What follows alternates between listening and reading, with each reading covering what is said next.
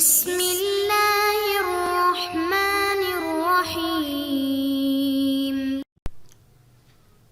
السلام علیکم محترم سامعین اور عزیز طلبہ کرام، امید کرتا ہوں کہ آپ تمام احباب خیر و عافیت سے ہوں گے۔ آج کا ہمارا سبق نمبر 85 ہے، جس میں ہم شاعر عروۃ بن الورد کو پڑھیں گے۔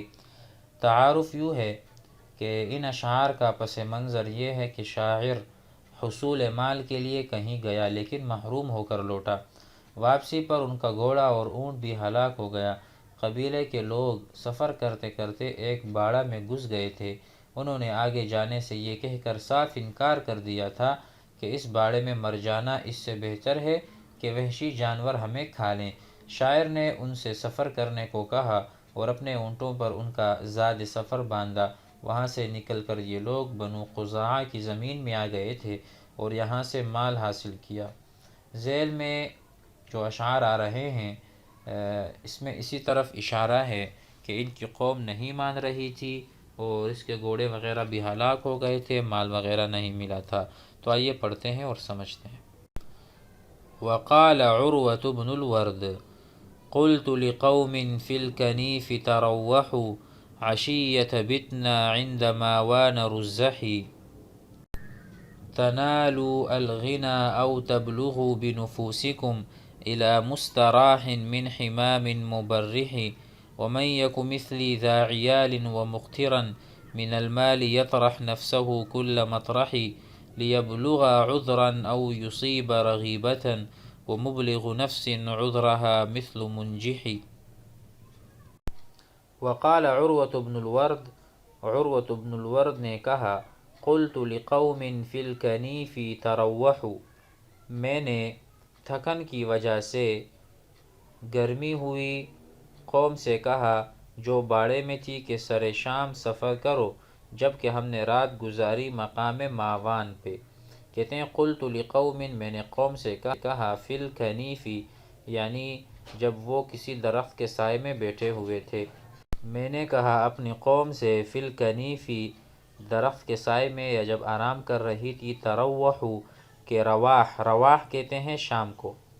حدیث میں آپ نے پڑھا ہوگا الغدو والرواح، الغدو صبح سویرے نکلنا، الرواح جس طرح رائج بھی ہے رح رح عربی میں اور سعودی وغیرہ میں لوگ کہتے ہیں۔ تروحوا کہ شام میں چلتے ہیں کیونکہ تھکاوٹ بہت۔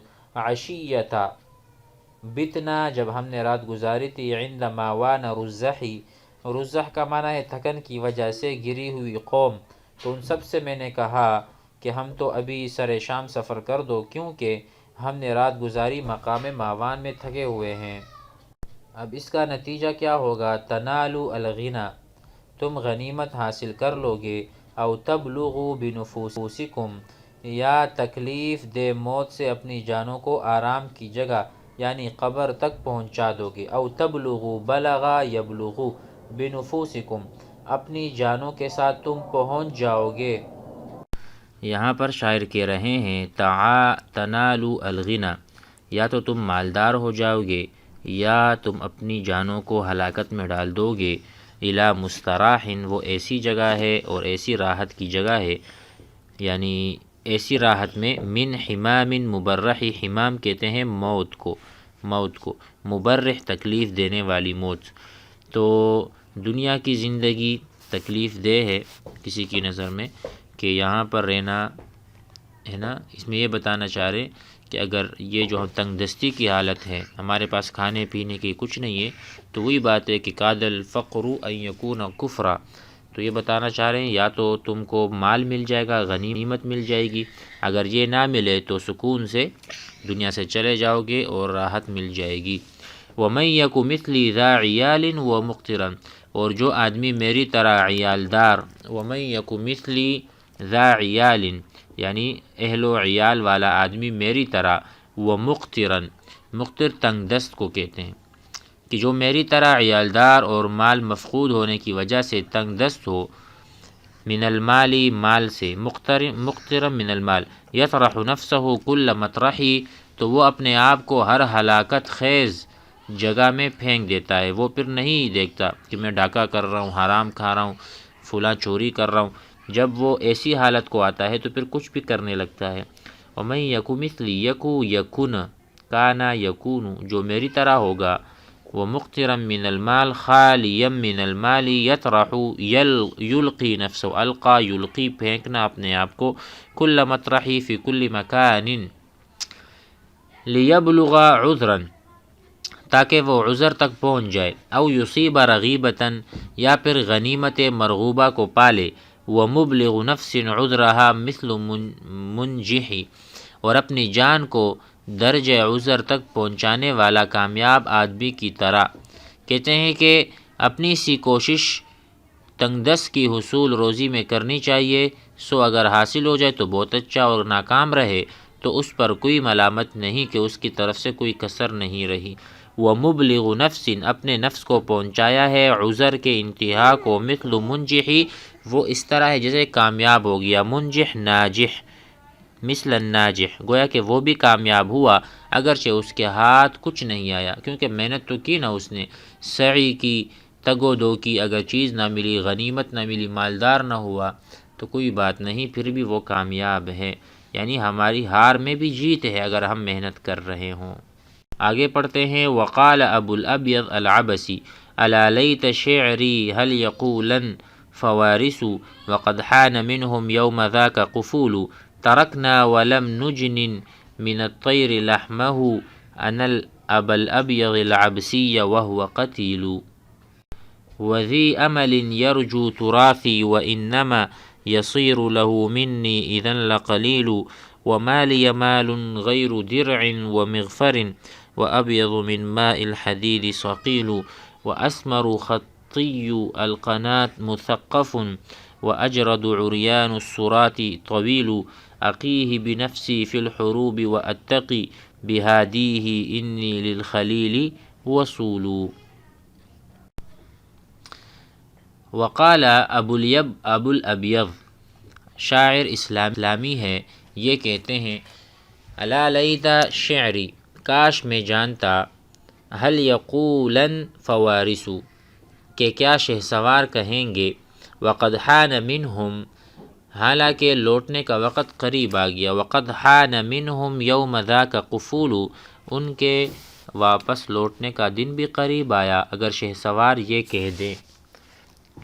کاش میں جانتا کہ کیا شہسوار کہیں گے حالانکہ لوٹنے کا وقت قریب آ گیا، اس دن یعنی فتح کے دن کا وقت قریب آ گیا۔ ترکنا ولم نجن من الطیر لحمہ، کیا وہ یہ کہیں گے کہ ہم نے ابو الابیض عبسی کو چھوڑا اس حال میں کہ وہ مقتول ہوا تھا اور ہم نے پرندوں سے اس کا گوشت نہیں چھپایا۔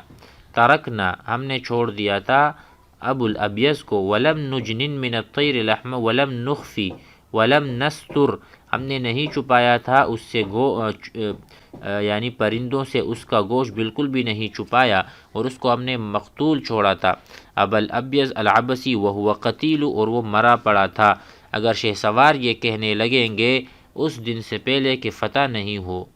اور اس کے ساتھ ساتھ وذی عمل، اور کوئی آدمی یہ عمل کرے گا اور یہ امید رکھے گا، یرجو تراثی، جو میری میراث کی امید کیے بیٹھے ہیں، اور بہت سے امیدوار جو میری میراث کے امید رکھے بیٹھے ہیں، وَإِنَّمَا يَصِيرُ لَهُ مِنِّي إِذًا لَقَلِيلُ، حالانکہ میری جانب سے جو کچھ ان کو ملے گا وہ بہت کم ہے، وَإِنَّمَا يَصِيرُ لَهُ، اور میری طرف سے جو ان کو ملے گا وہ دراصل بہت کم ہے، پھر بھی کیوں یہ امید رکھتے ہیں اور لالچ کیے بیٹھے ہیں۔ وَمَا لِيَ مَالٌ غَيْرُ دِرْعٍ وَمِغْفَرُ، اور میرا مال نہیں ہے مگر زرہ، زرہ درع کو کہتے ہیں، اس کے ساتھ ساتھ وہ مغفر خود، مغفر کسے؟ خود کو کہتے ہیں جو انسان سر پر پہنتا ہے، تو میرے پاس تو صرف اور صرف ایک زرہ ہے اور ایک خود، ٹھیک ہے، وَأَبْيَضُ مِن مَاءِ الْحَدِيدِ صَقِيلُ، اور وہ خود اور اصلی لوہے کی چمکتی صیقل دار تلوار، بس میرے پاس ایک زرہ، ایک خود اور ایک چمکتی ہوئی تلوار ہے جو سفید چمکتی ہوئی تلوار ہے لوہے کی۔ وَأَسْمَرُ خَطِّيُّ الْقَنَاةِ مُثَقَّفٌ، اور گندم گو سیدھے خطی نیزے، خطی نیزے یہ ایک قبیلے کی طرف منسوب ہے جو بہت اچھے نیزے ہوا کرتے تھے۔ وَأَسْمَرُ، اسمر کہتے ہیں گندمی رنگ کو، تو گندمی رنگ والے میرے پاس خطی نیزے ہیں، مثقف، مثقف کہتے ہیں سیدھے نیزے، سیدھے نیزے، ٹیڑھے نہیں سیدھے۔ وَأَجْرَدُ عُرْيَانُ الصُّرَاطِ طَوِيلُ، اور اس کے علاوہ اجرد کم بال، اجرد جرد، اجرد کہتے ہیں مجرد کو یعنی جس گھوڑے پر بال نہ ہو، عریان الصراطی، اور کم بال ننگی کمر والا لمبا گھوڑا یعنی یہی میری میراث ہے، ٹھیک ہے۔ صراط کہتے ہیں ننگی پیٹھ، عریان الصراطی، اس پہ بال بھی نہیں ہے، اس کی جو کمر ہے وہ خالی ہے، ننگی ہے، طویل لمبا ایک گھوڑا ہے۔ عقیہ بنفسی فی الحروب واتقی، میں اپنی جان سے جنگوں میں اس گھوڑے کی حفاظت کرتا ہوں۔ وقا یقی، الوقایۃ خیر من العلاج، انا عقی بمعنی میں اس کی حفاظت کرتا ہوں، بنفسی اپنی جان کے ذریعے سے، فی الحروب جنگوں میں، واتقی اور میں اس کی جان، وہ میری جان بھی بچاتا ہے، یہ مراد ہے۔ واتقی اور خود اس کے سینے کے ذریعے دشمن سے بچتا ہوں۔ انا اتقی وانا احتفظ، میں بھی محفوظ رہتا ہوں، بہادیہ، ہادی صدر، ہادیہ ای بصدر الفرس انی للخیل وصول، للخلیل وصول، کہتے ہیں کہ میں خود اس کے سینے کے ذریعے دشمن سے بچتا ہوں، کیونکہ میں دوست کے ساتھ بہت صلہ رحمی کرنے والا ہوں، یعنی دوست کی حفاظت و حمایت کرنے والا ہوں، اور دوست کی حفاظت چونکہ گھوڑے ہی سے ہو سکتی ہے، اس لیے میں گھوڑے کی حفاظت کا اہتمام کرتا ہوں۔ بہادی انی للخلیل وصول، واصل، وصل یصل، صلہ رحمی کرنا یا اس کے ساتھ تعلق برقرار رکھنا، وہ اس کے بغیر ہو ہی نہیں سکتا، تو میں نے گھوڑا بھی اچھا پالا ہے۔ امید ہے کہ سبق سمجھ میں آ گیا ہوگا۔ والسلام علیکم۔